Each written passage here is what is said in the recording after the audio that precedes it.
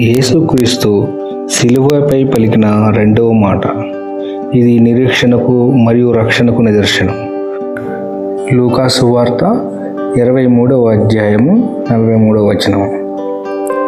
నేడు నీవు నాతో కూడా పరదేశంలో ఉందని నిశ్చయముగా నీతో చెప్పుచున్నాను.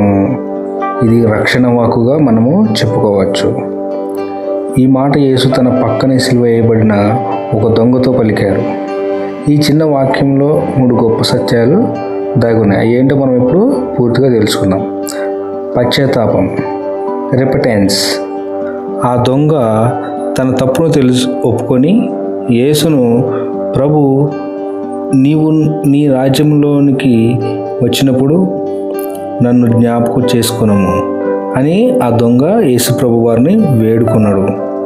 మనం ఎంతటి పాపులమైనా మనస్ఫూర్తిగా దేవుని వైపు జరిగితే ఆయన మనల్ని చేరదీస్తాడు అనేది పశ్చాత్తాపం అన్నమాట. రెండవది తక్షణ రక్షణ, ఇమిడియట్ సాల్వేషన్.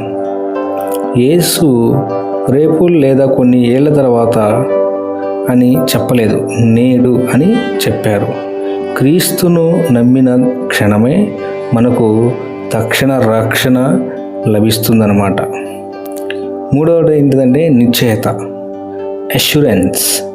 నిశ్చయముగా నీతో చెప్పుచున్నాను అని చెప్పడం ద్వారా యేసు మనకు పరలోక రాజ్యం పట్ల ఒక బలమైన భరోసాను ఇచ్చారన్నమాట.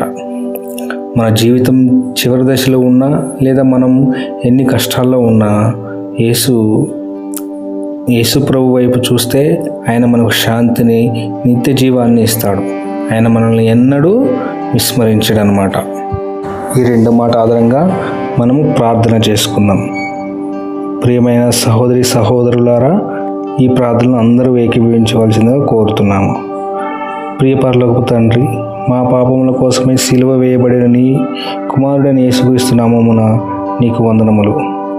సిలువ వేదనలో కూడా ఒక పాపి మొర ఆలకించి నేడు నీవు నాతో కూడా పరదేశంలో ఉండు అని వాగ్దానం చేసిన ఆయన గొప్ప ప్రేమను బట్టి స్తుతించుతున్నాము.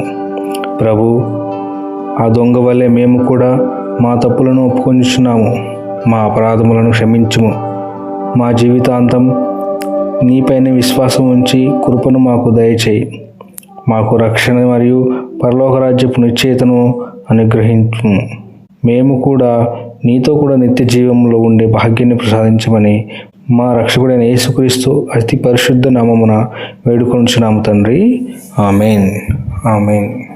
ప్రియమిత్రులారా, ఈ వాక్యం మీకు నచ్చినట్లయితే లైక్ చేయండి. తద్వారా మిగతా వారికి కూడా ఇది రికమెండ్ అవుతుంది. సబ్స్క్రైబ్ చేయండి మరియు షేర్ చేయండి. Thank you very much.